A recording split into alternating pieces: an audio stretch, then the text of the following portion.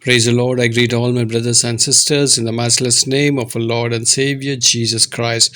Today the promised word is from Second Thessalonians chapter 2 verse 16. It says, "May our Lord Jesus Christ himself and God our Father, who loved us and by his grace gave us eternal encouragement and good hope." This is the word of the Lord. My dear beloved brother and sister in Christ Jesus, are you are feeling down, stressed, alone today?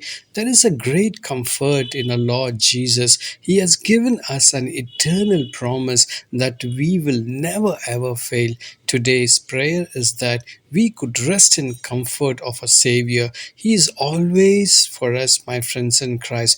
We are blessed through Jesus Christ. Therefore, if anyone in Christ Jesus is a new creation, all things have passed away. Behold, all things have come new, according to Second Corinthians 5:17. So, my friends in Christ, today there is a eternal encouragement and a good hope from Lord Jesus Christ. God bless you. Let us pray.